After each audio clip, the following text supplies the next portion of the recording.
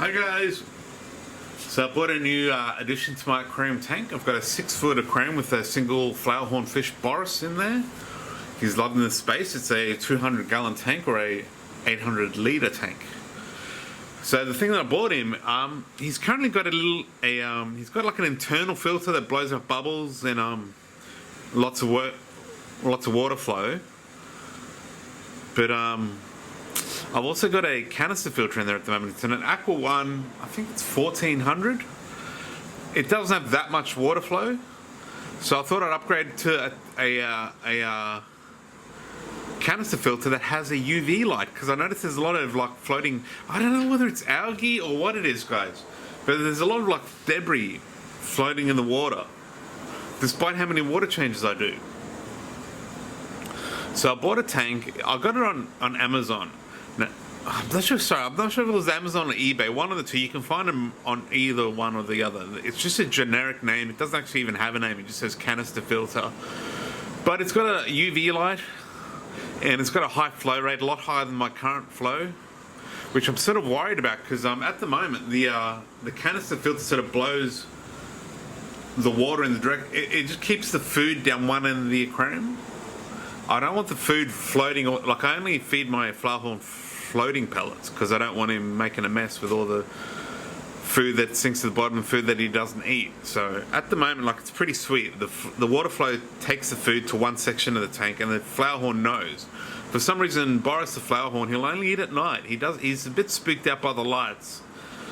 So obviously he knows where to go for the food at the moment. He knows where the food's going to land, and he goes up and attacks the food at night. With the lights turned off. I have the lights turned on and off over about a 4-hour period. So the lights are on most of the time and they go off for about 5 to 10 minute increments. So that's when he takes the time to eat. So I'm hoping that this new filter won't blow it around too much. But anyway, let's have a look at this filter, guys. So this is it here. This is a box, should I say. No, it comes with a box inside a box.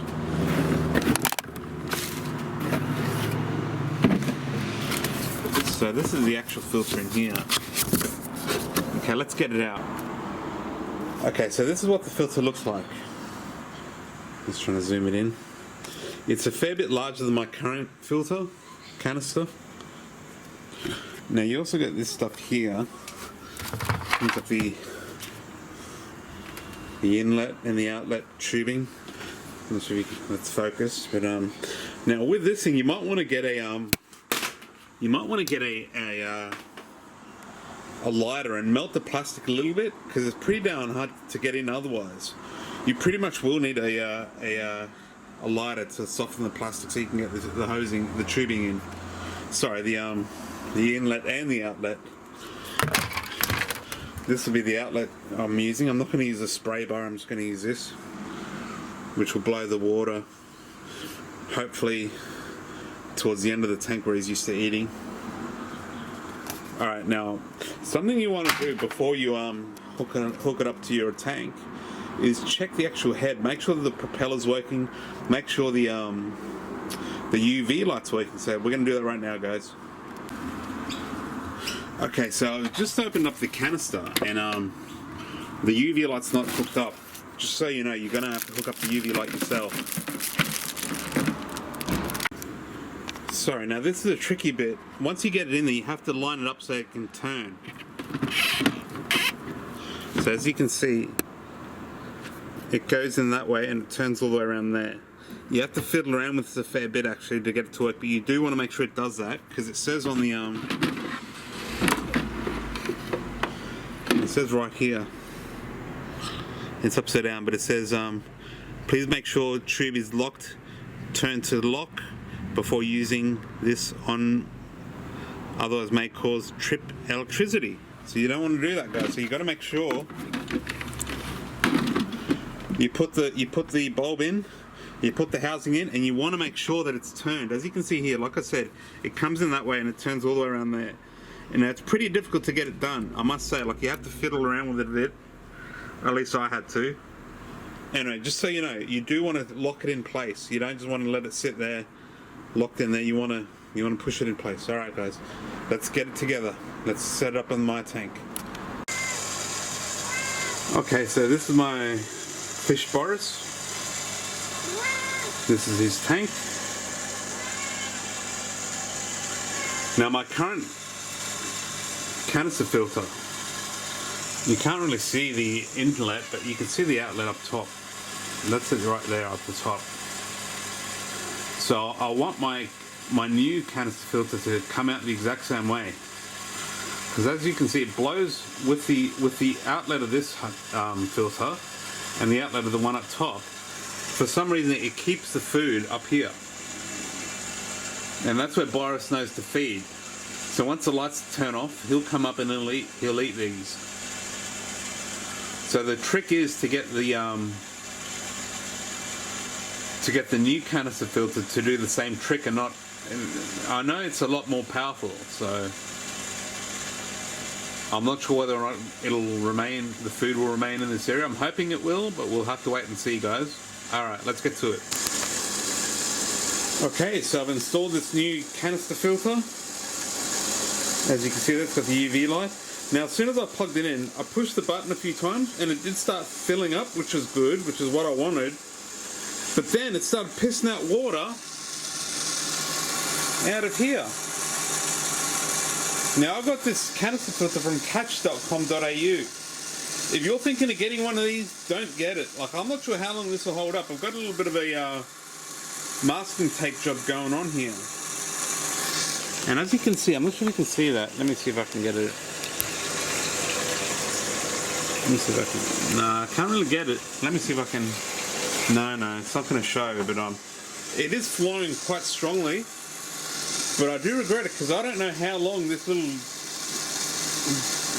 do-up job is going to last. I should have saved up the money and bought a $370 Aqua One canister filter in hindsight. I'll let you know how I go with this catch.com.au one. As you can see, I've got a I'm not sure if you can see, there's water on the bottom from when it started leaking. Thankfully it was leaking onto this and not onto this. It's kind of did hit the water. You can see the ground's wet, sorry. It did hit the ground.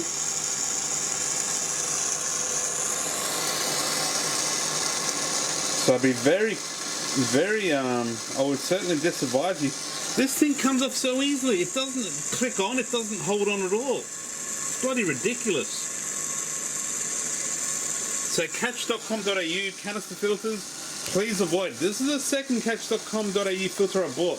This is a more expensive one. It's got a UV light and it's larger capacity. I think it's 240 litres per hour. Total rip-off. Stay away from catch.com.au canister filters, guys. Okay, so I have decided to upgrade my canister. This generic brand was a total waste of money. I think it was like $150 I paid for this bloody canister with a UV light. I got it because of the UV light and the extra flow. But it was a total waste of money.